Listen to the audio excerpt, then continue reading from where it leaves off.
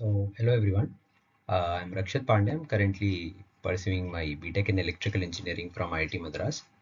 So, in this video, I'll be giving course presentation of the course Photonics, which was taught to us in 7th semester by Dr. Shivananju. So, without further ado, let's begin. Why photonics? And what is the field of photonics? So, the field of photonics, which is basically the study, the behavior of light and its propagation through different media and the different properties that it exhibits, is what is studied in this field. So the field of photonics has been one of the most studied field, and people have been very intrigued and fascinated by the very concept of light, right? So the research in this field is prevalent since centuries, and even right now it is one of the most researched fields in the world, and very active research is taking place in the field. So some of the points that I'm going to mention, which briefly describes the importance of photonics in modern world, are as follows. So high-speed data transmission and increased bandwidth, advanced medical imaging, versatile laser applications, quantum computing, communication and security, improvement in energy efficiency, and compact and integrated circuits and devices. We'll be studying these applications in later part of the presentation. So here we go. Okay. So what all things comprise this field of photonics? As we can see in the diagram, the field of photonics can be majorly studied in form of four different paradigms. They are ray optics, wave optics, electromagnetic optics, and quantum optics.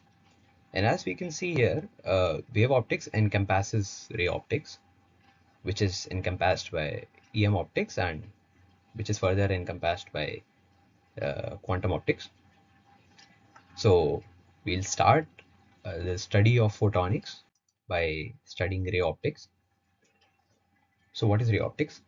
Ray optics is the paradigm of optics in which we deal with propagation of light through objects whose dimensions are much larger than the wavelength of light itself. So if we analyze the behavior of light in that case, light seem to travel in straight lines. Basically there's no bending of light. It just travels in straight lines. It is reflected by objects, transmitted and refracted, which we'll be studying later.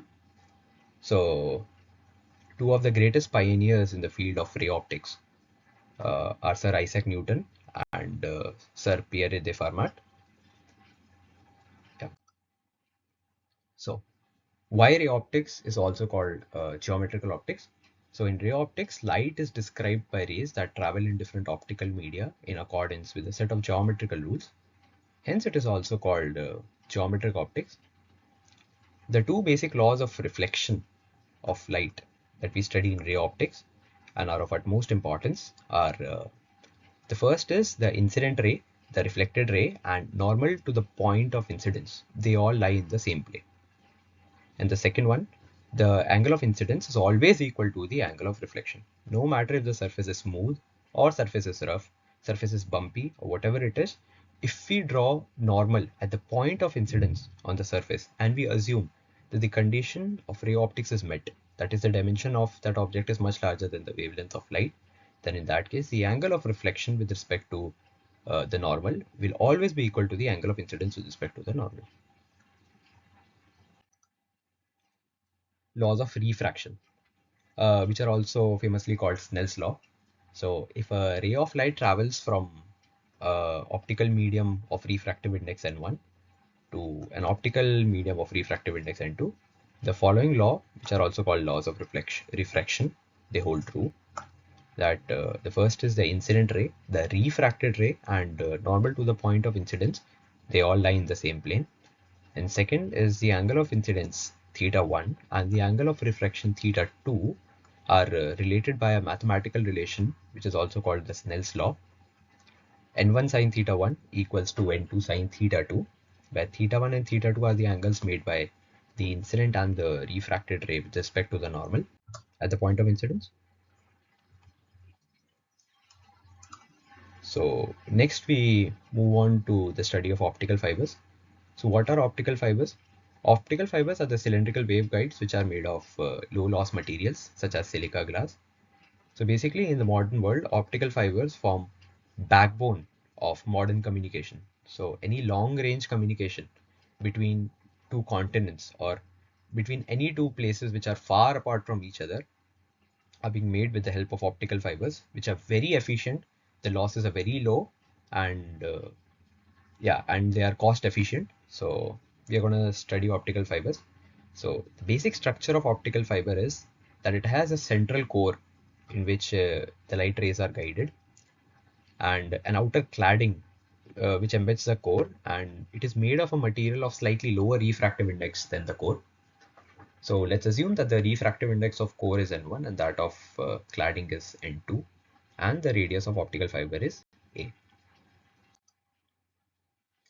Now, the propagation of light through an optical fiber could be studied if we first understand the concept of critical angle and total internal reflection. So, when a ray of light travels from a medium of higher refractive index to a medium of lower refractive index, then there exists an incident angle for which the refracted ray becomes perpendicular to the normal at the point of incidence. So that critical incident angle for which this happens is called the critical angle, and it's denoted as theta c. And simple application of Snell's law gives us that this theta c could be found out by calculating sine inverse of n2 over n1, where n2 is refractive index of rarer medium and n1 is refractive index of optically denser medium. So as we can see in the diagram, at any angle greater than the critical angle, all the incident energy is reflected back in the same medium, and hence it follows the laws of reflection such that the angle of incidence is equal to the angle of reflection within the same medium. So if at all it is ensured that a ray of light enters the denser medium in such a way that the angle of incidence that it makes with its boundary is such that it is greater than equal to the critical angle, then that would mean the ray of light will keep getting internally reflected. The energy contained by that will keep getting internally reflected, and we say that the ray of light is guided through the media. Now, how does propagation take place through optical fibers? So light waves are guided through the optical fiber when they undergo total internal reflection at the core cladding interface, as we explained. This is ensured when the angle of incidence of light rays within optical fiber is greater than the critical angle of incidence for the pair of media. And for this condition to be ensured, the light rays must enter the optical fiber within a cone called the acceptance cone, and the half angle of this cone is called the numerical aperture angle. So it turns out whenever the ray of light it enters, it is within this cone, also called the acceptance cone, such that the half angle is less than theta a, which is called the acceptance angle. The ray of light will always undergo total internal reflection within the core of optical fiber, and hence it will be guided through the optical fiber. So this is how propagation of light takes place through an optical fiber. Now, one of the key parameters in the study of optical communication is called the numerical aperture. So the condition on the acceptance angle cone is obtained by applying simple critical angle condition and Snell's law at the core cladding cladding interface of the two media. And the simple analysis gives us the expression that sine of acceptance angle is equal to square root of n1 square minus n2 square, where n1 is refractive index of core and n2 is refractive index of cladding. Hence, the acceptance angle is given by sine inverse of the numerical aperture. And numerical aperture, as we see, is given by square root of n1 square minus n2 square. And what is the physical significance of numerical aperture? So basically it gives us an idea of the light gathering capacity of an optical fiber. So higher the numerical aperture means higher is the light carrying capacity of the optical fiber.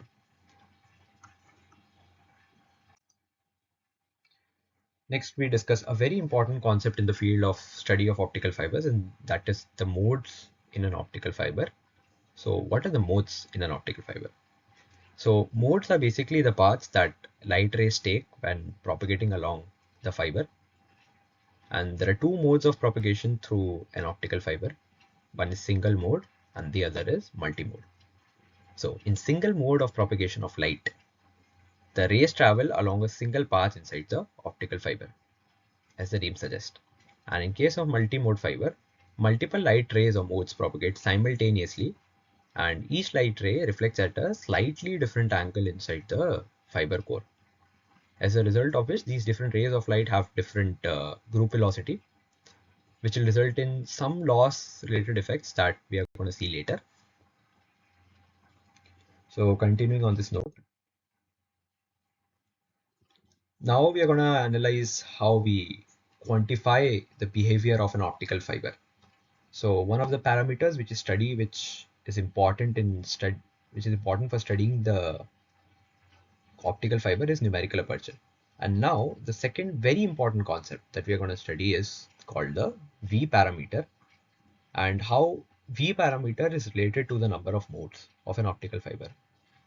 So the number of transverse electric or the transverse magnetic modes in a planar dielectric waveguide, they are decided by the V parameter of an optical fiber, which is mathematically given by a very simple relation. V parameter is equal to 2 pi times A over lambda naught times the numerical aperture, where A is the radius of optical fiber, radius of core of optical fiber. Lambda is that wavelength of light which is traveling through the optical fiber, and Na is the numerical aperture, which is given by square root of the refractive index of core squared minus refractive index of cladding squared. The relation between number of modes and the V parameter is given as follows, which is an empirical relation. So it turns out that if V is less than equal to 2.405, then for that specific wavelength of light, fiber will act as a single mode fiber. That is, there will be only one ray of light traveling inside that optical fiber in an instant of time. And on the contrary, if V is greater than 2.405, then for that wavelength of light, multiple modes can exist within the fiber, such that all of those modes have different group velocities within the fiber. Now, from where do we get this number of 2.405? It turns out that if we do mathematical analysis of the modes in a fiber, then there is a mathematical function, there's a mathematical set of functions called the Bessel functions.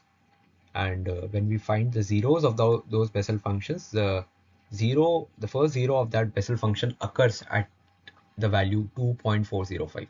So that is the significance of this thresholding condition on the V parameter and the number of modes. So it turns out empirically the number of modes that are allowed in an optical fiber are related to the V parameter of the fiber as follows.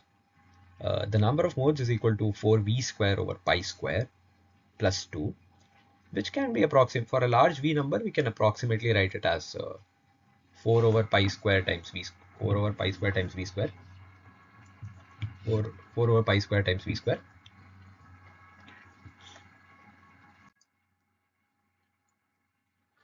Now we are going to study a very key factor in case of optical fibers, which is the concept of attenuation in optical fibers. Now, as with any theory that we study, it turns out that even the propagation of light through optical fiber is not perfect. Like we would expect if the ray of light is within the acceptance angle, within the acceptance cone, then it should undergo total internal reflection within the fiber, and there should ideally be no loss of energy in propagation. So the power that is sent at the transmission end should be equal to the power that is received at the receiver end of the optical fiber. But it turns out the non-idealities are everywhere, and there is a loss of power when light propagates through any optical fiber, and that is mathematically given by attenuation, by something called attenuation. So one of the most common materials that is used to make optical fiber, it's the silica glass material. So the experimental analysis of attenuation coefficient of a fiber versus its wavelength for a silica glass optical fiber is given as follows. So as we can clearly see that it has two minima, local minima at 1.3 microns. Precisely speaking, it is 1.31 microns, and an absolute minimum at 1.55 microns. So depending on these, there are basically uh, different bands of optical communication. One is called the O band of communication, one is the C band of communication. There are different bands of communication. And yeah, so this local minima gives the attenuation value of 0.3 dB per kilometer, and the absolute minima, which occurs at 1.55 microns. The optical fiber for that wavelength of light has an attenuation constant of 0.15 dB per kilometers. So if you want to do optical fiber communication so that we want our loss to be minimized, so it is natural to go for the least possible attenuation coefficient. So optical fiber communication at 1550 nanometers or 1.55 microns is preferred in case we want to minimize the loss. Whereas it turns out that at 1.31 there's something called the total dispersion in a fiber, which is again something which results in loss of power. The total so basically that total dispersion is minimized at 1.31 microns. So that is also the 1310 nanometers, that is 1.31 microns, is also used for optical communication. Now, what is dispersion in an optical fiber? So I have been mentioning this word dispersion. Now we'll analyze this in the study of optical fibers. So now there's something called modal dispersion. So the phenomenon of modal dispersion occurs in optical fiber communication system because if you are analyzing a multimode fibers, in multimode fibers, as I said earlier, the group velocity is for different modes is different. So as a result of this different group velocities, it basically results in spread in travel times, which is observed. So basically, if initially we send a spike, if we just send optical power in form of a spike, then over time we can see that it spreads around because uh, it, it is traveling in different modes, and those different modes have different group velocity and hence different behavior. Hence, the overall overall band of light, that is broadening in that band of light, which keeps increases until it attains certain saturation value. So yeah, so here we can clearly see the temporal variation as function of position, and the spread can be analyzed as a function of position and time. So at the transmission end, a spike, power is sent in form of a spike, that is at an instant, power is sent at an instant, but by the time we receive it, due to modal dispersion in case of multimode transmission, we see that there is broadening in the wave. Now, what are optical waveguides? So this whole analysis of optical fibers, like basically optical fibers are a type of optical waveguides which are cylindrical in shape. So optical waveguide in general is any light conduit device which consists of a slab, strip, or a cylinder of some dielectric material embedded in another dielectric material of lower refractive index. As we did analysis for one of the special optical waveguides, that is optical fiber, the same thing holds true for every optical fiber. So the ray of light propagates through the core of the optical fiber, and the principle on which the propagation of light is dependent is nothing but the principle of critical angle and the total internal reflection. And when a ray of light travels within the core of a medium, then we say that light ray is trapped. So trapping of light rays traveling through optical waveguides is based on the principle of total internal reflection. And here I have put an image to give an example of some of the common optical waveguides depending on their structures. So the cylindrical waveguide that we have been studying is optical fiber. It can be in the shape of a rectangular slab, or the core can simply be a small strip embedded inside a medium of lower refractive index. So yeah, these are some of the different geometries of optical waveguides. Either it can be an embedded strip type of waveguide, or a simple strip type waveguide, strip loaded waveguide, straight, S-band, Y-branch, Mach-Zehnder, directional coupler, or intersection type of waveguide. So in the later part of the presentation, we'll be analyzing Mach-Zehnder interferometers and waveguides. Uh, and the common ones are the straight ones. Okay. So with this, we end the study of ray optics, and we now move on to a new paradigm of optics called wave optics.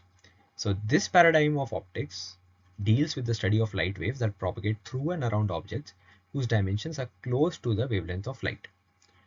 So when the dimensions of the objects around which light is traveling, it becomes close to the wavelength of light, the behavior of light traveling around those objects, it changes.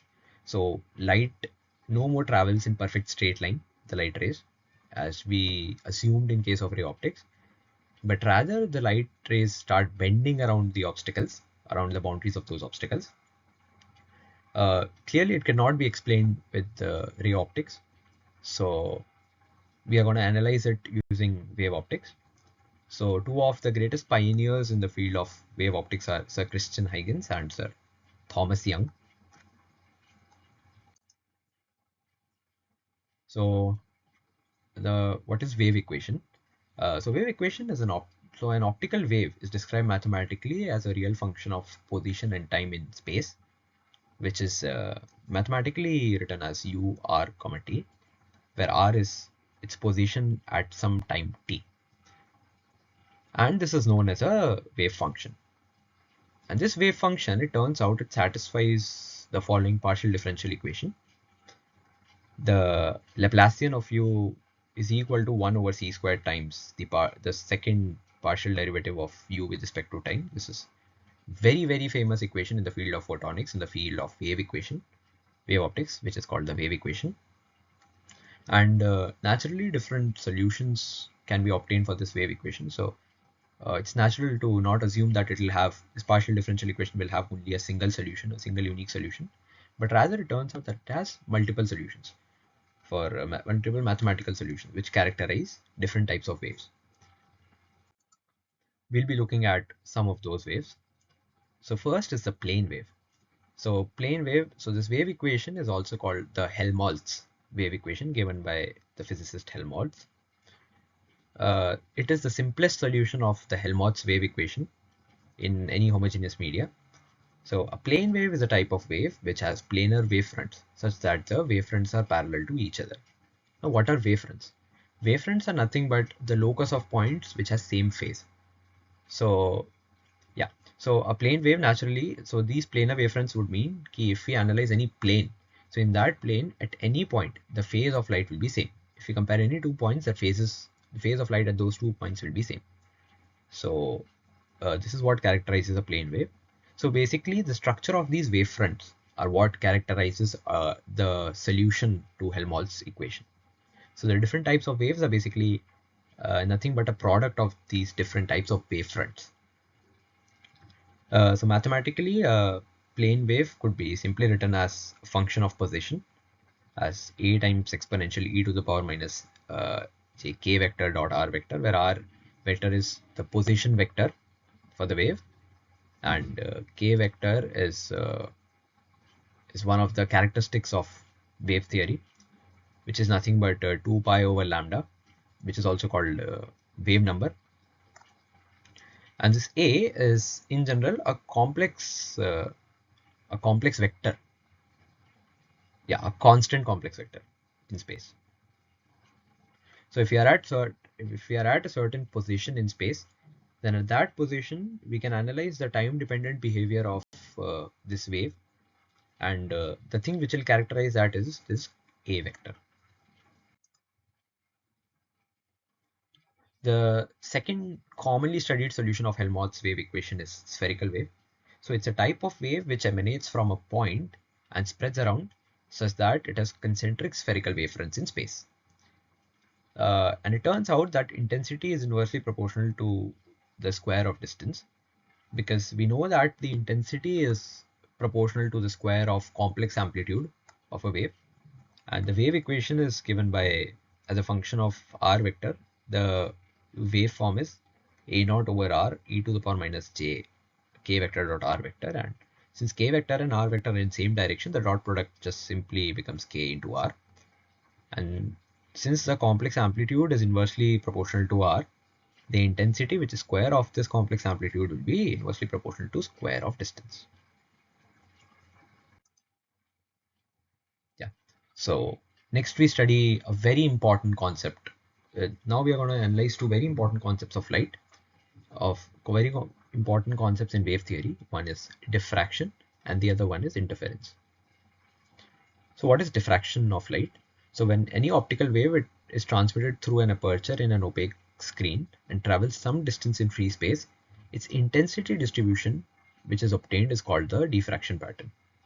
Diffraction provides valuable insights into the behavior of waves when they encounter obstacles or openings, which helps us in understanding wave optics. So as we can see, this is one of the examples. This is a visual representation of diffraction of light, which is a result of some experiment performed to study the wave optical behavior of light. What are diffraction gratings? So a diffraction grating is nothing but an optical component that serves to periodically modulate the phase or amplitude of an incident wave. A diffraction grating directs two waves of different wavelengths, lambda 1 and lambda 2, into two different directions, theta 1 and theta 2. So as we can see, a planar wavefront has reached the diffraction grating. So once it hits the diffraction grating, it is separated into different directions. So different wavelengths of lights are basically separated into different directions when it hits the diffraction grating. And the angle at which a ray of light of wavelength lambda will be reflected with respect to the axis of the diffraction grating is given by its initial angle of incidence plus q times the wavelength divided by this parameter, which is the length parameter. It's nothing but the distance between two successive gratings. So this parameter. So assuming the initial angle of incidence as in this diagram, it's 0. So the theta q is equal to q into lambda by delta, where q is nothing but the mode of diffraction. So the first mode is called the fundamental mode. The second is second mode, third mode, and so on, depending on the value of q. Yeah, so these are some of the images showing what a diffraction grating does. So a wave of light which hits a diffraction grating, it gets split into its multiple components, because if you are assuming that we are using white light, then white light clearly has all the components of visible light in the range of 380 nanometers to 760 nanometers. So when it goes through diffraction grating, depending on their wavelength, and if we analyze that mathematical equation in previous slide, we can find that the different wavelength components will be separated by different angles. So a diffraction grating results in separation of light into its spectrum, into its visible spectrum. And yeah, this visible spectrum could be projected on a screen, a luminescent screen, which will show us these different components. And this is nothing but the spectrum of light. Yeah. Now, another key concept in the field of wave optics is that of interference.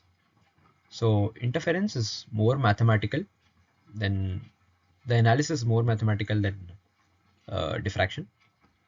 So it's just a simple mathematical phenomena that when two or more optical waves are simultaneously present in the same region of space and time, the total wave function is simply given as the sum of their individual function. It's a simple linear superposition of different waves which are present at the same position. This phenomenon, like, we clearly cannot explain this phenomena with ray optics, because ray optics would not describe this phenomena. It can be explained only using wave optics, because it is actually dependent on the phase relationship between the superposed waves, as we'll analyze later. This is one image that shows what happens in interference, which we'll be analyzing later. So we start by simple analysis of interference of two spherical waves and what I mean by linear superposition. So we're assuming that we have two monochromatic waves with complex amplitudes u1 as function of position and u2 as function of position, and they are superposed or they interfere, and this interference results in a monochromatic wave of the same frequency that lies and has a complex amplitude. So yeah, if intensity of first monochromatic wave is I1 and that of the second monochromatic wave is I2, then it turns out simple mathematics, simple linear superposition shows that the total intensity at the point of combination will be given by I1 plus I2 plus 2 times of square root of I1 I2 times cos phi, where phi is the relative phase difference between the two interfering waves. And generally what happens is the two waves of light which hit point P1 and P2, the two slits P1 and P2 separated by distance 2a, they generally have equal intensity. So if they have equal intensity, then it turns out by using simple trigonometry, the intensity at the point of combination could be given as 4I naught cos square phi by 2. So we can clearly see that if you assume equi-intense lights, that is two monochromatic waves with equal intensities, then and if they have relative phase difference of 0 at some point, then and if you put it in the equation, then we obtain the maximum possible intensity at that point, and this is called constructive interference of light. Whereas a phase difference of pi would result in this term going to 4I naught cos square phi by 2, this term going to 0. And so basically at that point, different waves of light, different component of waves of light, they combine to nullify their effect, any effect. So a phase difference of pi causes something called destructive interference, and the name is quite suggestive of their behavior. So one results in constructive behavior and the other results in destructive behavior. Yeah, next we study one of the most revolutionary experiments which just made waves. So before this experiment was performed, it was assumed that light travels in form of rays. So this was a very, very, very important historical experiment which totally proved that light travels as waves and created a new era for optics and for everything that came ahead. So this experiment was conducted by the physicist Thomas Young, one of the greatest pioneers in the field of optics, which is simply called the double slit experiment. So as we can see, the two slits are of the dimensions of those two slits are very small, and yeah, the dimensions are very small and they are separated by some distance d. And let's assume the slit width is some small value a. So Young's double slit experiment for the first time demonstrated the interference of light waves, proving the wave nature of light by observing the pattern formed when light passes through two closely spaced slits. Now this width, the slit width is very small when compared to the wavelength of light. So we see the wave optic behavior of light. So with this very small slit width, it turns out that when plane wave hits these slits, and it's a monochromatic plane wave, so and it is equi-intense at both these points. So when it hits the slit, it undergoes interference. It travels along the space. It undergoes interference, which results in constructive and destructive interference point. So as a result of which, instead of observing a continuous pattern, we observe a curvy cosinusoidal pattern at the screen, because assuming equi-intense light, there'll be points where the intensity will go to 0. So that is basically destructive interference. And there are points where it is maximized, which is called constructive interference, because of which an alternate pattern of slits alternate pattern of straight lines are observed on the screen. Uh, yeah, so the simple mathematical analysis shows that at a distance y, tan theta could be related as y over d, where theta is simply this angle between the central axis line and the line joining the center between the two slits to the point on a screen. Tan theta could be given as y over d, and assuming this theta to be very small, this assumption is quite good when the distance between slits and the screen, capital D, is very, very large, which we are assuming in this case. So when this assumption holds true, this theta could be assumed to be very, very small. And for very small theta, we know that theta is approximately equal to sine theta, which is approximately equal to tan theta. So this analysis gives us that y is approximately equal to m lambda d by capital D. So if y is equal to m lambda capital D by d, that would mean the path difference between the two light rays interfering at that point on the screen is m into lambda, which is nothing but constructive interference. So that would result in maximizing the intensity at that point. So we'll observe and alternate bright and dark fringes on the screen. So now, after having been analyzed the concepts of interference and diffraction, especially after analyzing the concept of interference, now we can analyze special type of optical devices called the interferometers. So what's an interferometer? An interferometer is an optical instrument that splits a wave into two waves using a beam splitter, then delays them by unequal distances, which results in relative phase difference being introduced between the two waves, redirects them using mirrors, and then recombines them using another beam splitter, and then finally detects their intensity of superposition. So there are three important interferometers that are used that we are going to analyze. They are the Michelson interferometer, the Mach-Zehnder interferometer, and the Sagnac interferometer. So these are the structures of the three interferometers, and we are briefly going to discuss them in later slides. So we first start with the study of Michelson interferometer. So as we can see, light source of intensity emits light waves of intensity U naught, and it's a planar wave source. So basically the light rays that are coming have planar wave fronts. It hits beam splitter and gets split into two waves of intensities U1 and U2, which might or might not be equal depending on the beam splitter. So it's assuming they're not equal, U1, it gets split into U1 and U2. Then it hits these mirrors, M1 and M2. After hitting the mirror, it gets reflected, and we are assuming after reflection their intensity remains same. That is, there is no loss due to absorption of light at the mirror. It gets reflected with same intensity U1 and U2. Again, hits the beam splitter, and now this beam splitter acts like a beam combiner for the two coming waves and gets combined. Gets combined, and the photo detector at the end detects a wave with intensity U1 and U2. Now, if U1 and U2 along their path, they have the same path length, then it turns out that there is no relative path difference between this U1 and U2 waves. So there is no relative phase difference that is introduced between the two waves. And in that case, their superposition U1 and U2 is just going to give constructive interference, right? But if somehow by moving one of the mirrors or by moving both of the mirrors, we somehow, or by placing a film of thickness T and refractive index mu, we somehow introduce path difference, a relative path difference between the two paths, then that would result in relative phase difference when the two waves combine and are detected at the photo detector. And at the point of combination, using the simple mathematical analysis which we did earlier, we can find their intensity.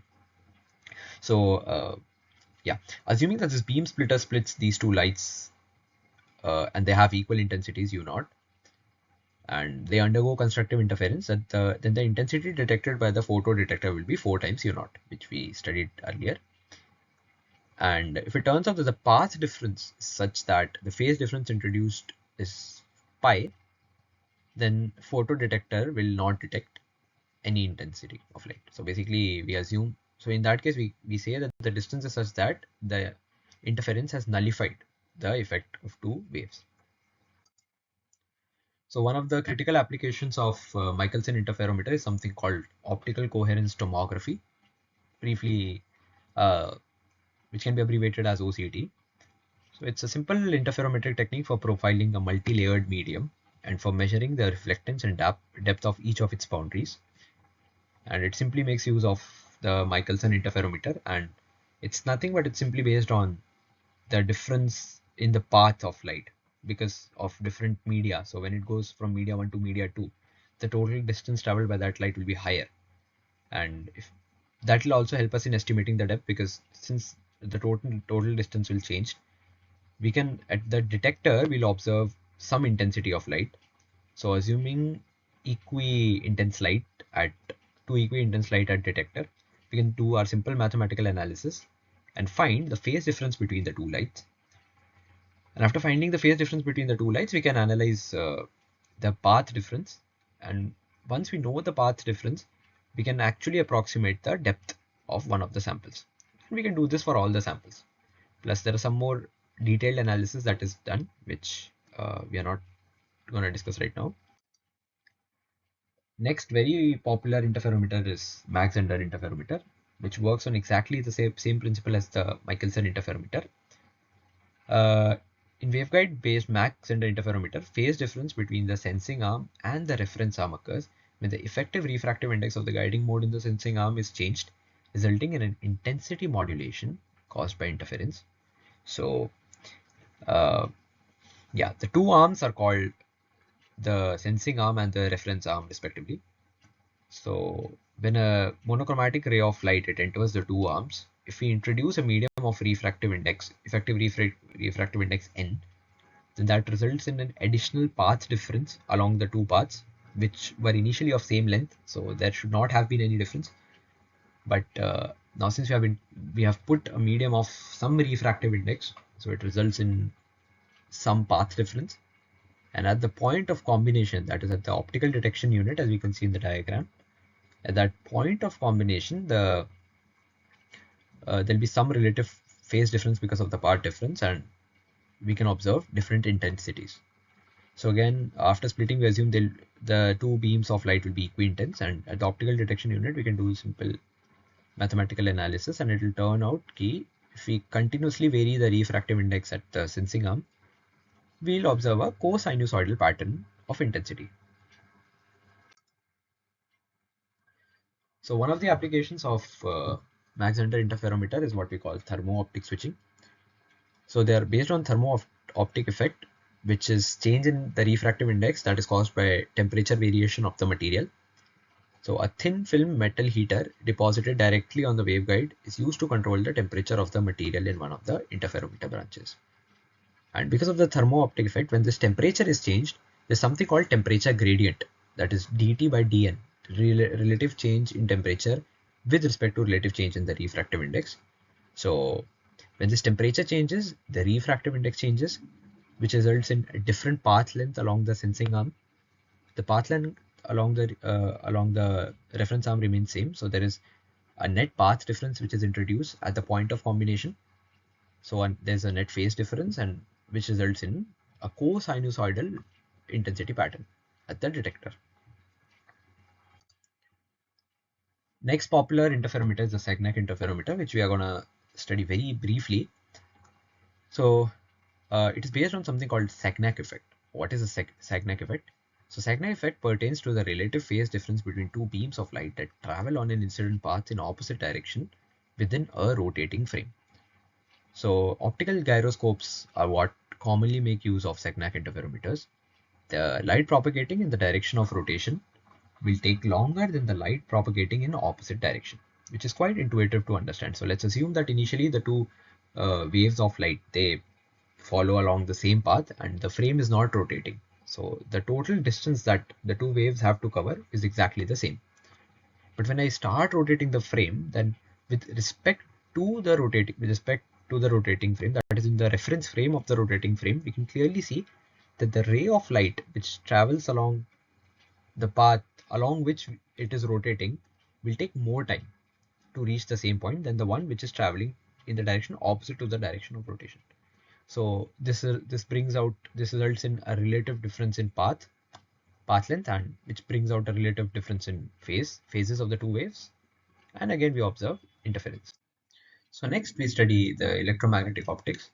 Electromagnetic optics is a paradigm of optics in which we deal with a vector theory, according to which light comprises of an electric and magnetic fields that vary in space and time, such that this variation in electric field results in a magnetic field in space, which which in turn results in production of an electric field. So that's how electromagnetic wave is formed.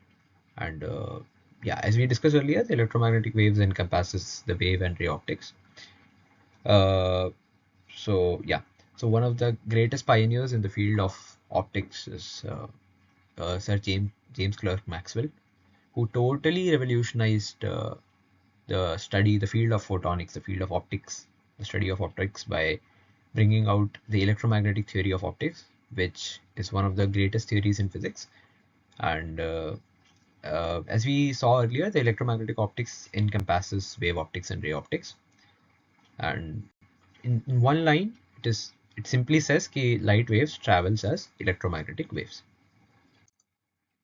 So what are electromagnetic waves? Uh, so we know that the electromagnetic radiation propagates in the form of two mutually coupled vector waves, an electric field wave, which gives rise to a magnetic field wave, and that magnetic field wave, its time variation, then again gives rise to the electric field. So we basically have coupled electric and magnetic fields which travel together in space, and it's called the electromagnetic wave. So in free space, light is known to travel with a constant speed, famously denoted by c, small c, and it's approximately 3 into 10 to the power 8. The exact analysis has shown that the speed of light is 2.99792,458 times 10 to the power 8 meters per second. And in terms of two of the universal constants, the electric permittivity and electric permeability of free space, epsilon naught and mu naught respectively, speed of light is given by c naught is equal to 1 over square root of mu naught epsilon naught. So optical frequencies, they occupy a band of electromagnetic spectrum that extends from infrared through the visible to the ultraviolet. And as I've put in slide, this optical range is from 10 nanometers to 300 micrometers. And this image shows that optical spectrum. So the visible light, that is the one which we can see, forms a very narrow band in this entire optical frequencies band. And this visible light is roughly from 400 nanometers to about 780 nanometers. Yeah, to about 780 nanometers. So this is called the electromagnetic spectrum, which along with the optical waves, the infrared wave, visible rays, and the UV rays, we have X-rays, gamma rays, radio waves, microwaves, and basically waves of all possible frequencies and wavelengths. So Maxwell's electromagnetic theory basically in Maxwell's electromagnetic theory, the electromagnetic field was described by two related vector fields, electric field and the magnetic field vector, E vector and H vector respectively, which are functions of position and time, like any other wave function. And as we discussed earlier, the changing electric field generates magnetic field, which in general generates electric field. So these are some of the most celebrated equations in the field of physics called the Maxwell's equations. So we start by studying Maxwell's equation in simple free space, and then we move on to their analysis in general space, general medium, which are given by the curl and the divergence operations. So the first two are the curl operations. The curl of magnetic field vector is epsilon times the time variation, the rate of change of electric field, the temporal rate of change of electric field, which is also called the Ampere's law. Next is the curl of electric field vector is negative mu naught times rate of change of magnetic field vector, which is called the Faraday's law. And the last two sets of results, the divergence of E vector and the divergence of H vector equal to 0, they are called Gauss law. Now moving on to analyzing Maxwell's equation in a medium. In a medium in which there are no electric charges or currents, two additional vector fields are required to describe them. So one is called the electric displacement vector and the other is called the magnetic flux density. And again, now since as I have written here, we are assuming that there are no charges and additional currents, the analysis of which will be dealt later on. So the displacement vector is given as epsilon naught E vector plus the polarization vector, and V vector is given as mu naught H vector plus mu naught M vector. So that the relationship between D vector and E vector depends on the properties of the medium, which are characterized by the polarization density P vector. And the relationship between B vector and H vector depends on the magnetic properties of the medium, which are characterized by the magnetization density M vector. So these Maxwell's equation now change to, now again we are assuming we are in free space, but now we are incorporating the newly defined vectors B vector and D vector into our equations. So these are the set of transformed equations. Again, the two divergence equations, that is the Gauss equations, they identically give zero for the two new vector fields, the electric displacement vector field and the magnetic flux density field. And there's slight modification in the curl equation, so that the curl of H vector can now be compactly written as just the time rate of change of the electric displacement vector, and curl of electric field vector can be combinedly written as, in compact form it can be written as the negative of time rate of change of magnetic flux density vector. So now we generalize the study of electromagnetic waves and Maxwell's equations, and now we move on to the dielectric media. So in dielectric media, there will be charges. There will be charges and currents and everything. So the constitutive relations between electric field vector and the polarization vector describe electric property of medium, whereas the constitutive relations between the magnetic field vector and the magnetic flux density vector describe the magnetic properties of the medium. So we consider a special case of linear, non-dispersive, homogeneous and isotropic dielectric media. For such a media, P vector and E vector are always linearly dependent, and the mathematical relation is given as P vector is equal to epsilon naught times Greek constant xi times electric field vector, where the scalar constant xi is called the electric susceptibility of a medium, such that we can now link the relative permittivity of a medium with respect to a, we can find permittivity of a medium with respect to its permittivity in free space if we incorporate xi. So which is given by the relation epsilon equals to epsilon naught times 1 plus xi. So the dielectric constant of a medium, which is nothing but ratio of the electric permittivity of a given medium to its electric permittivity in free space, is called the dielectric constant, and which can now be given as epsilon over epsilon naught, which is nothing but 1 plus xi. So continuing our analysis in dielectric media.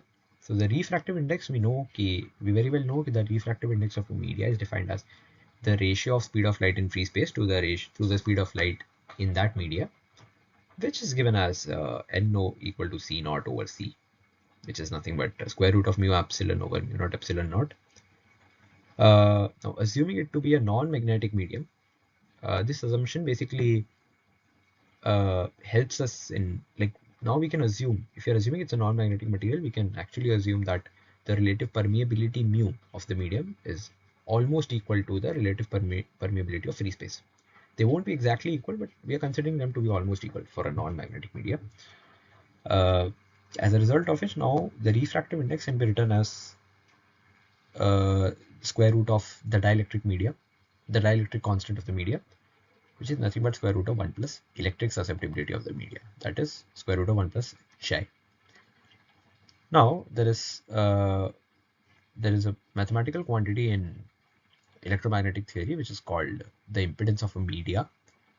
This impedance of a media is defined as the ratio of the magnitude of its complex electric field vector to the magnitude of its complex magnetic field vector, and it turns out that it is equal to square root of mu over epsilon. And one of the famous values of this impedance is for free space. For free space, it turns out that this impedance is roughly equal to 120 pi, which is 377 ohms. So an electromagnetic wave traveling in free space experiences an impedance of 377 ohms in free space. Next, we study one of the most important concepts in the field of optics in general, and specifically something which can be analyzed only with the help of electromagnetic optics. It is called polarization of light. So polarization of light refers to the orientation of electric field vector associated with a light wave, which can be parallel, perpendicular, or at various angles to the direction of wave propagation. So polarization of light at a fixed position is defined by analyzing the time-dependent behavior of electric field.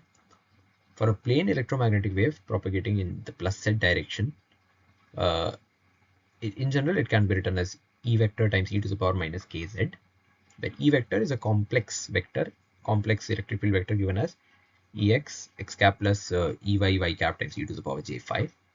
So if this relative phase of y component of electric field is 0, then it's called linear polarization. If it's plus or minus 90 degree and Ex is equal to Ey, then it's called circular polarization. Else, in every other case, we call it elliptical polarization.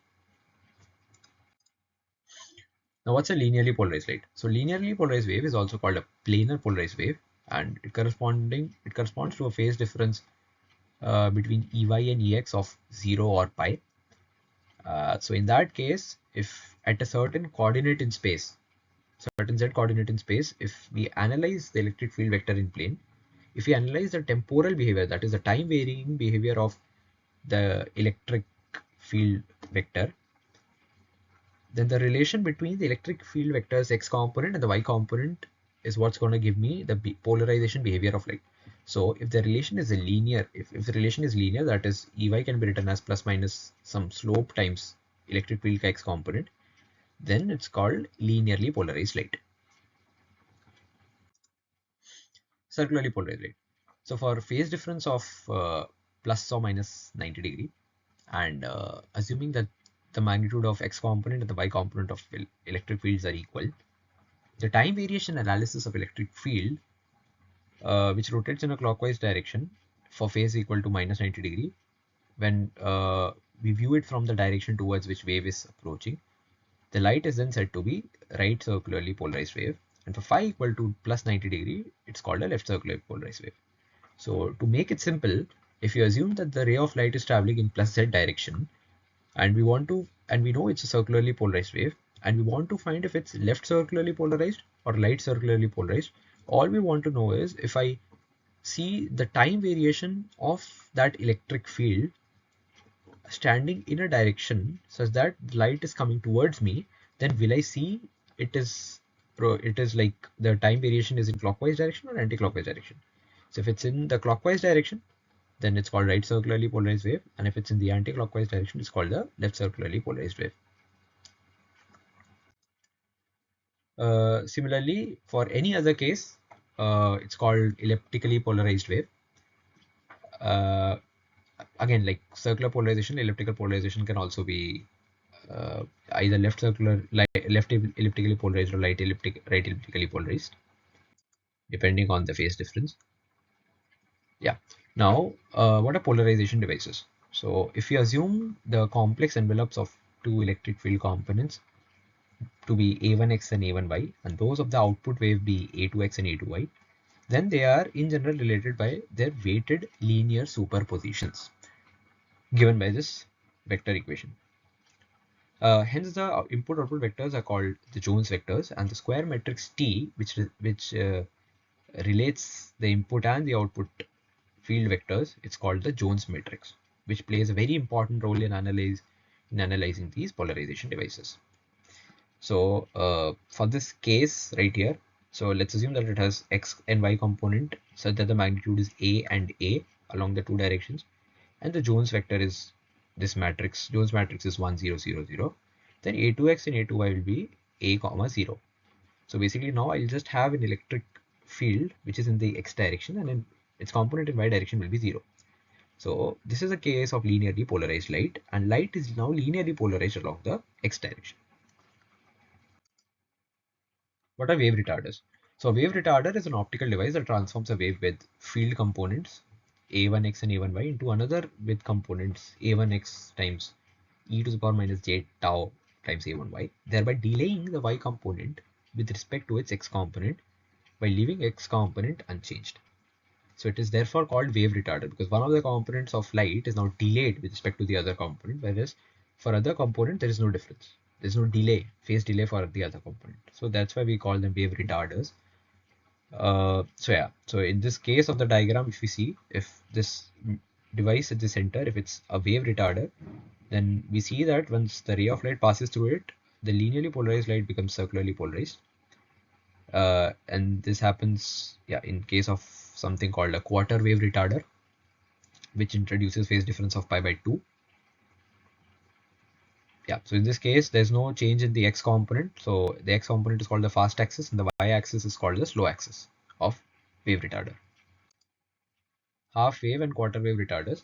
So when this tau, the phase difference is pi by 2, it's called quarter wave retarder, which converts linearly polarized light into LCP wave and RCP wave into linearly polarized wave.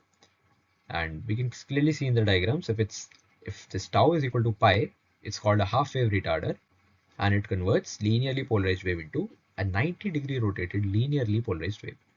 So RCP is converted into LCP, and left elliptically polarized wave LEP is now converted into REP, that is right elliptically polarized wave.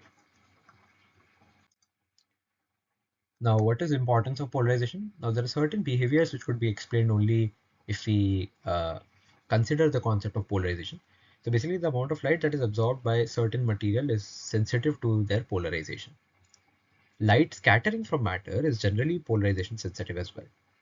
The refractive index of an anisotropic medium also depends on polarization. And the amount of light reflected at the boundary between two media also depends on polarization of the incident wave. Hence, the concept of polarization is very important for analysis of EM waves. Okay. So now we deal with a very important paradigm of optics called quantum optics, which deals with the fundamental principles of quantum mechanics and their implementation using photons to develop technologies for quantum information processing, communication, and sensing. Two of the greatest pioneers in this field of quantum optics are Sir Max Planck and one of the greatest theoretical physicists of all time, Sir Albert Einstein. And if I want to tell the crux of quantum optics, so a single line which can, in a way, give us the crux of quantum optics is that light comprises of quanta of energy. And this quanta of energy, that is the discrete packets of energy, they are called photons. So why quantum photonics? Classical electromagnetic theory can explain a lot of stuff in the classical domain. But there are some phenomena like absorption of light, the emission of light, the photoelectric effect, which cannot be explained if we just consider electromagnetic photonics. So we need something higher, something which encompasses electromagnetic theory, but also gives us new principles to describe almost all the possible phenomena that we see around us. So the quantum electrodynamic or dynamics or quantum electromagnetic theory is widely accepted as a theory which can explain all the optical phenomena, at least almost all the optical phenomena that we know of. And it encompasses electromagnetic optics. So basically it encompasses everything that we have studied so far, and everything that we have studied so far could be explained with the help of quantum photonics without any shade of doubt. So quantum photonics is all about interaction of photons, the packet of light, the quanta of energy, with matter. So these are some of the interactions which are possible, which we are going to study in detail now. So the first one is absorption. So what happens in case of absorption is, if an electron in an atom is in lower energy level initially, and a photon with energy h nu comes, such that this energy h nu is equal to the difference in the energy of two states, then the electron can absorb this photon and can jump to the higher state. And this phenomenon, this process, which is induced by photon, is called absorption. Now, the second one is emission. There are two main types of emissions that we study. One is called the spontaneous emission, and the second one is called stimulated emission. So, if the electron in an atom is initially in an upper energy level, it can decay spontaneously to lower energy level and release its energy in form of a photon. So, this is called spontaneous emission. because this transition from higher energy state to the lower energy state it's independent. So basically any photon at any time from the energy state can undergo this transition, and basically there's nothing fixed about when the transition will happen, which photons will undergo transition. It's quite random in that way, and these transitions are totally independent, so it's called the spontaneous emission. The next one, very important type of emission, is the stimulated emission. So so if there is a photon, as we can see in the diagram, if there's an electron, sorry, at a higher energy state 2, and it turns out that a photon with energy h nu comes, such that the energy difference between the two states is exactly equal to h nu, then it turns out this electron will come out. First of all, this electron can undergo the transition and release a photon of energy h nu, plus there'll be this photon in the medium.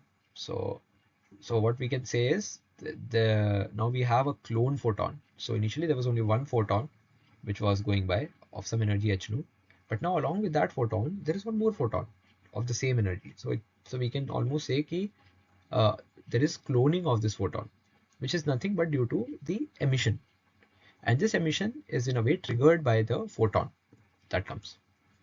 So it's called the stimulated fluorescence.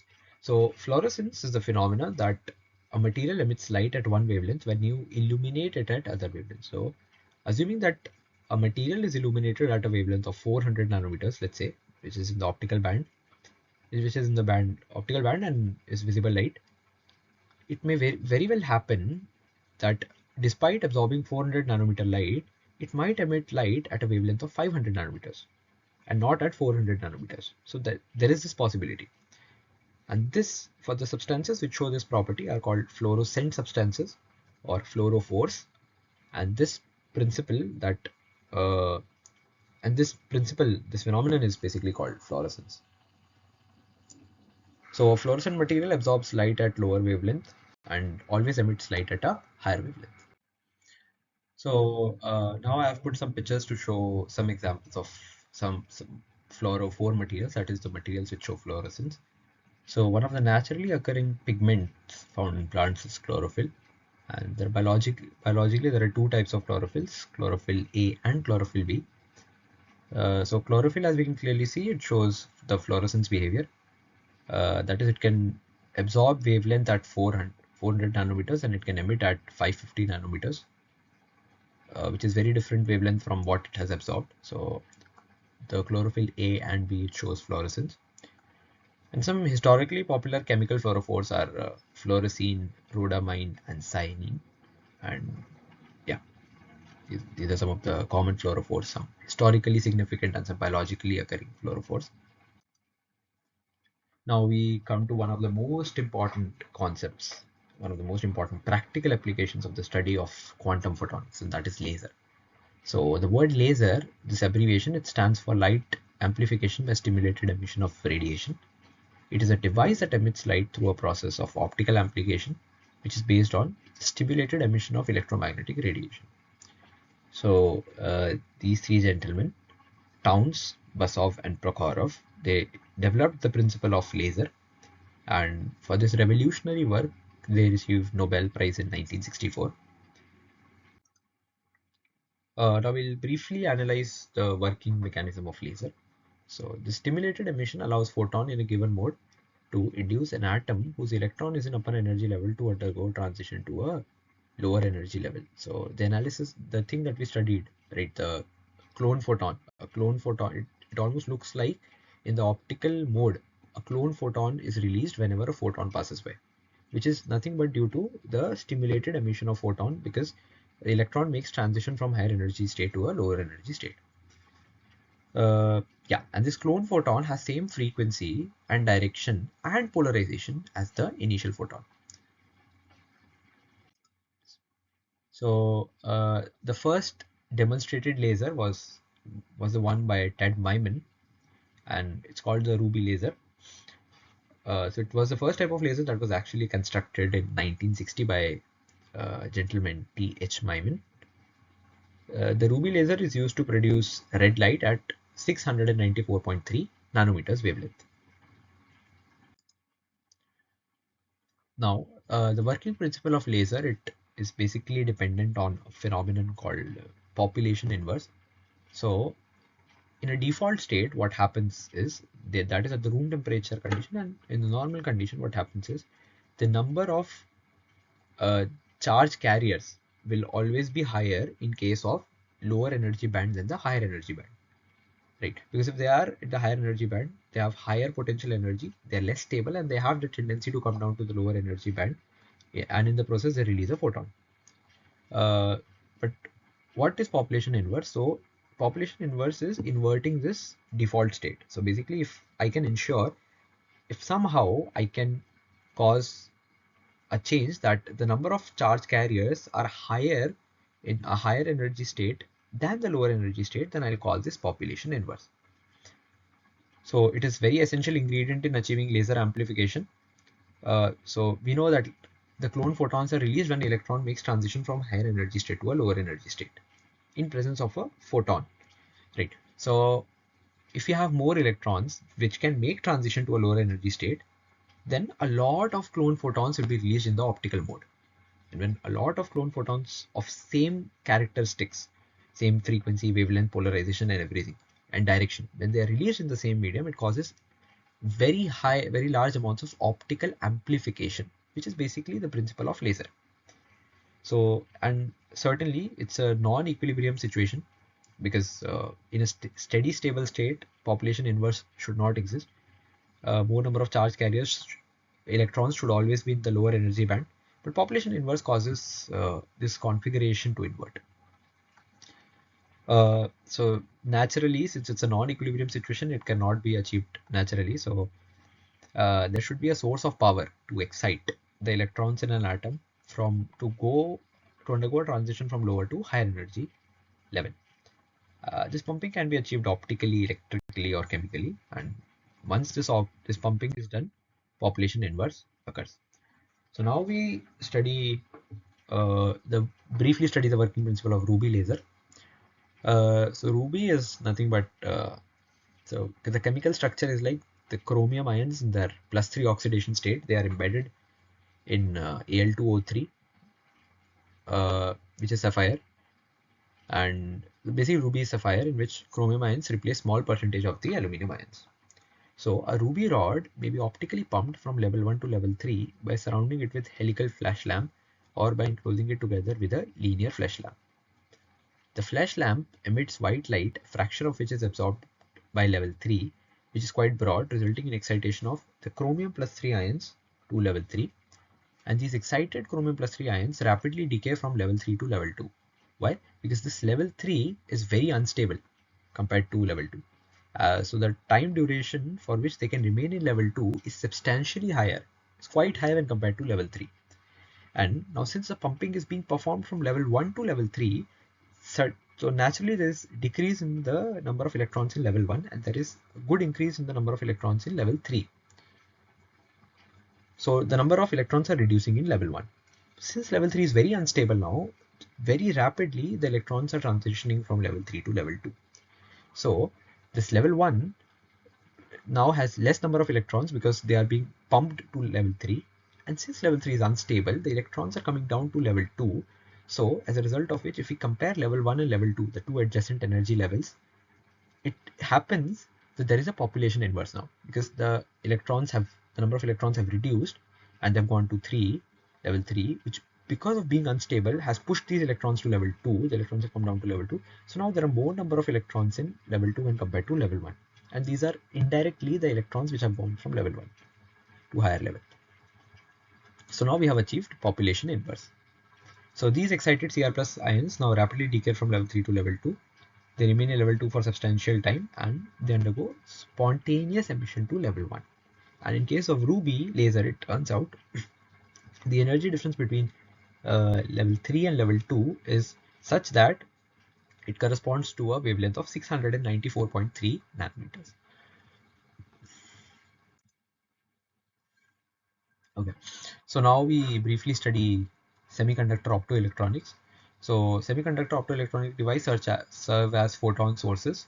amplifiers, detectors, waveguides, modulators, sensors, and non-linear optical elements. So a semiconductor material can absorb and emit photons by undergoing transitions among the allowed energy level.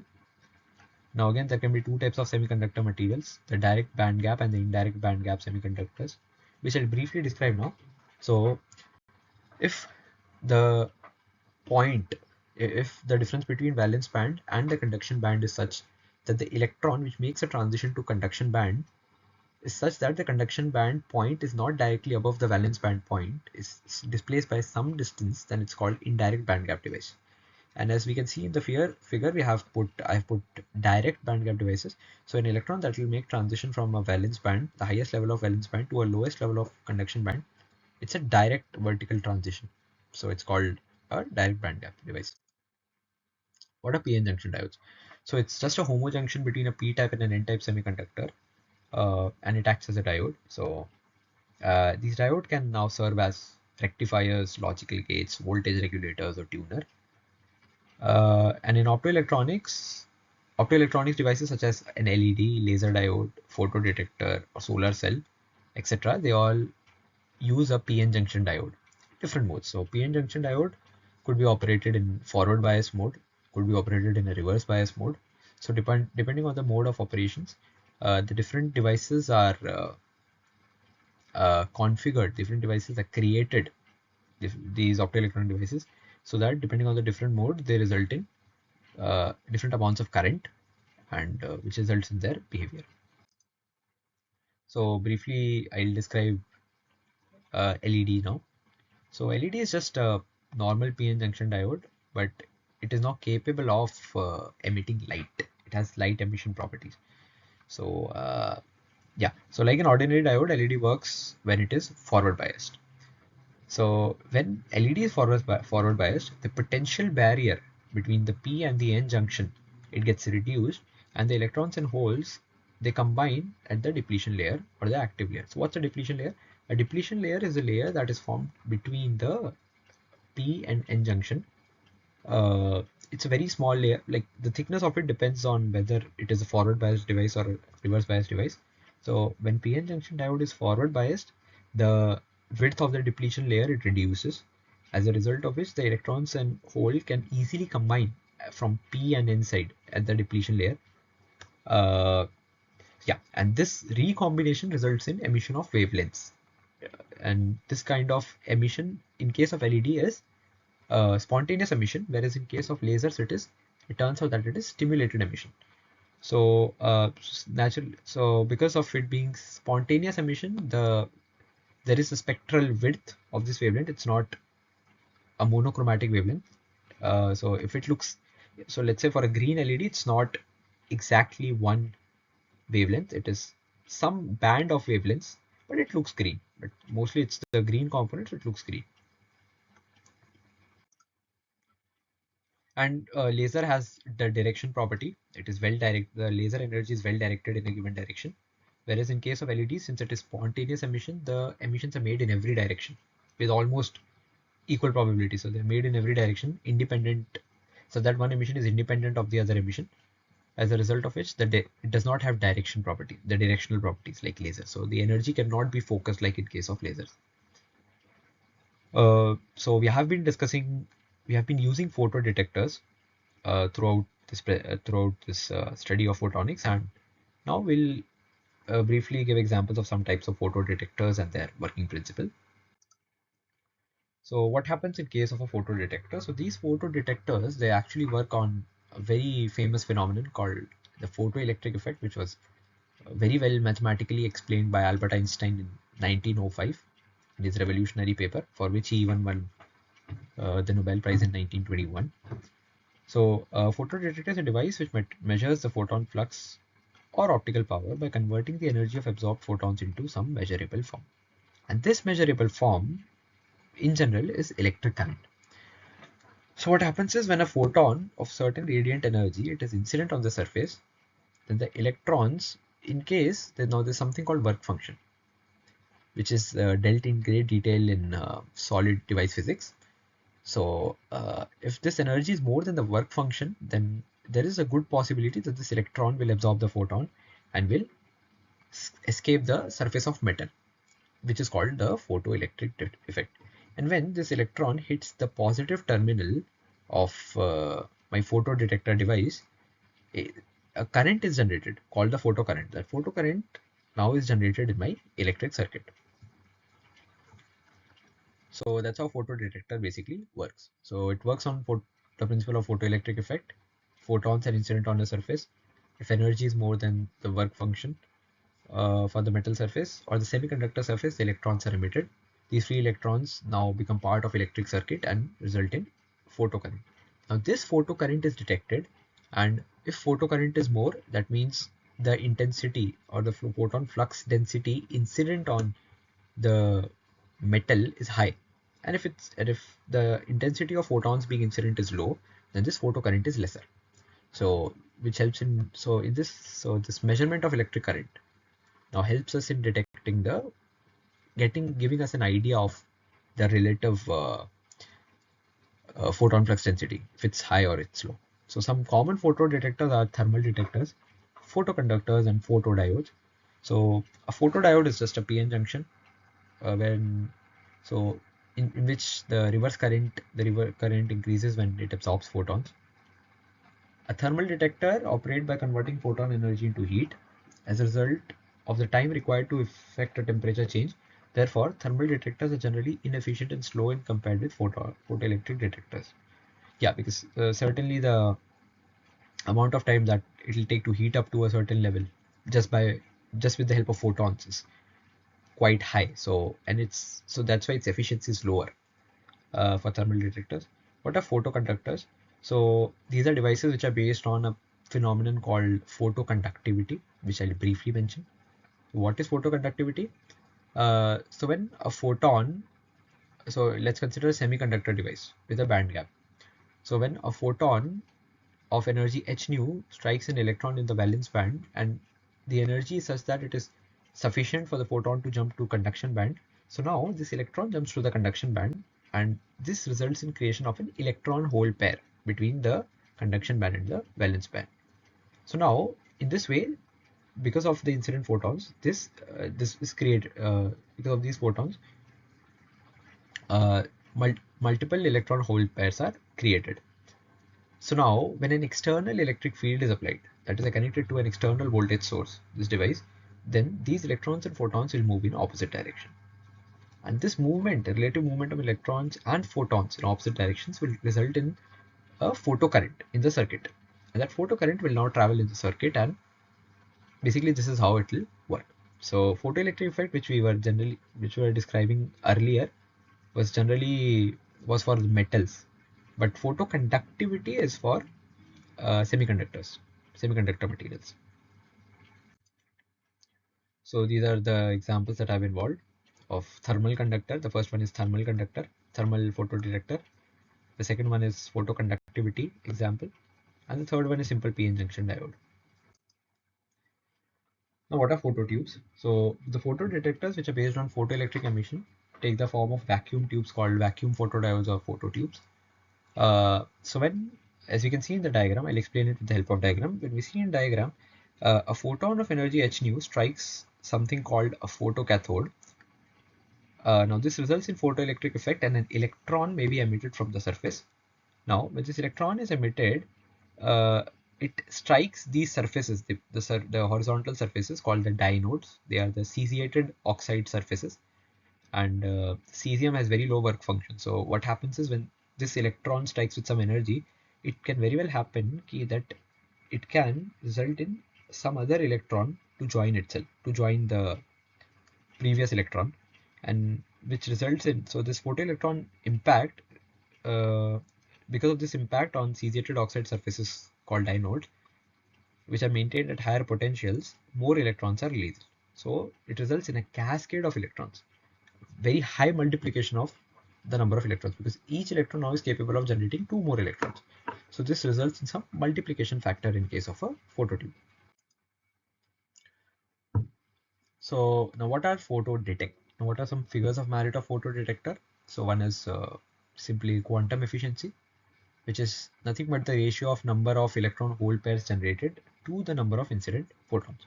So a 100% quantum efficient device, what will happen in that device is every single photon will strike the surface and will result in emission of a electron, resulting in a formation of electron hole pair.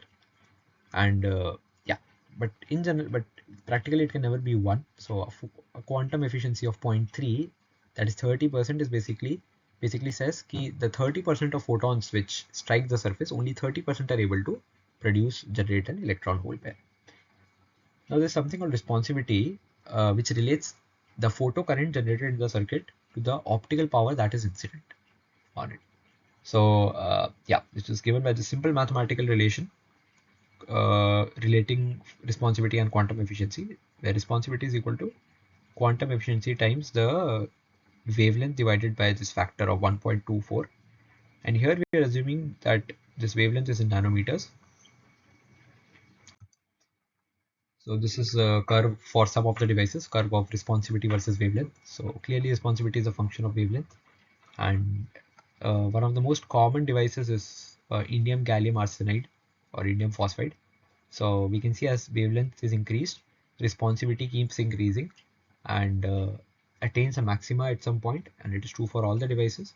And after it achieves that maxima, that local maxima, which is also the global maxima in our case, against the responsivity starts falling.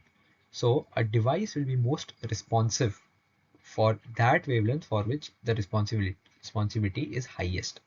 So if I want maximum photocurrent in my circuit for an indium gallium arsenide substance, I should ideally operate it in roughly a wavelength of 1.3 micrometers. If I operate it there, the responsivity is as good as like 90%. So uh, the photocurrent is like 90% of the incident power, so which is very efficient. Now we'll study some simple optic effects, two simple optic effects. One is called acousto-optic effect and the second is called the electro-optic effect. So as the name suggests, when refractive index of medium is altered, yeah, is dependent is dependent on sound. It's called acousto-optic effect. Acousto for sound and optic is word for light.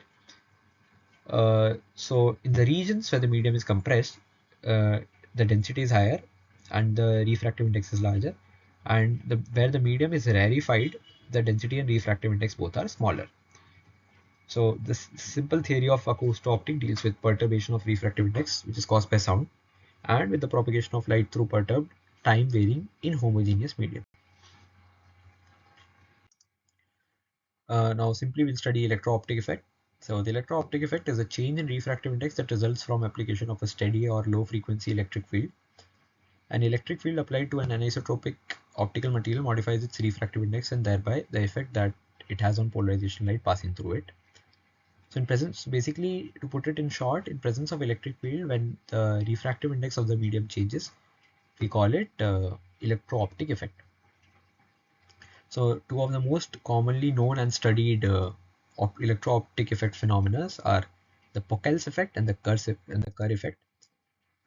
So in Pocel's effect, if the refractive index of medium changes linearly with respect to the applied electric field, this linear electro-optic effect is called the Pocel's effect. And it can be simply given by this mathematical equation showing the linear relation with respect to electric field. So it is equal to some refractive index at electric field 0 minus some quantity, which is like slope of this straight line curve of refractive index as function of electric field versus the electric field. Next, move on to the Kerr effect. If the refractive index of medium changes quadratically with respect to the applied electric field, this quadratic electro-optic effect is called the Kerr effect. So yeah, so it's just, so now instead of linearly depending on the electric field, it depends quadratically on the electric field. And here we see a concave downward parabola for the Kerr effect for showing variation of electric refractive index with respect to electric field. So electric field is maximum, so the refractive index is maximum in absence of electric field, unlike in Pocal effect where because of it being linear and the slope being negative, for reverse applied electric field the refractive index can even increase. But for Kerr effect uh, it tends to be maximum at tends to become maximum at zero electric field only. So now what are electro-optic modulators? An electro-optic modulator can be constructed as an integrated optical device. They are known to operate at higher speeds and lower voltages than general bulk devices. So I'll briefly explain the principle of electro-optic modulators. So when an external voltage is applied, so here we have a Mach-Zehnder waveguide. So here when an external voltage is applied across the sensing arm of my Mach-Zehnder waveguide, it results in an electric field along this direction from the higher voltage to the lower voltage plate. This electric field combined with the electro-optic effect, it results in variation in the refractive index of the sensing arm. And this variation in sensing arm can change the path difference of light, which can then change the phase difference, which can then cause phase difference, changes in polarization, frequency, not in frequency, sorry, changes in polarization, path length, phase difference, and everything. So basically, if a light of intensity I1, we can now modulate it to change its intensity. We can either make the intensity 0 or we can increase it up to 4 times this intensity as we studied earlier. So basically I can modulate the intensity of light through this Mach-Zehnder waveguide by applying an external electric field and exploiting the effect called electro-optic effect. Now, what are some of the future scope of photonics? So data communication advancements. Photonics is poised to revolutionize data communication with faster and more efficient optical communication technologies, enabling higher data transfer rates and reduced latency. So as we studied, the optical fibers are very revolutionary in the field of communication, and they have totally changed this field forever. And active research is going on in the communication field and the photonics field on like every day, and a lot of progress is being made. Next is biomedical application. Again, photonics holds immense potential in healthcare, facilitating advancements in imaging, diagnostics, and treatment. And in quantum technologies, the future of photonics includes contributing to development of quantum technologies such as quantum computing, quantum communication, and unparalleled capabilities in information processing and secure quantum communication. Basically quantum security. So as you can see, there's a lot of scope in the field of photonics. And with this, I would like to end my presentation on this note. So thank you guys for seeing my presentation, and have a great day. Thank you.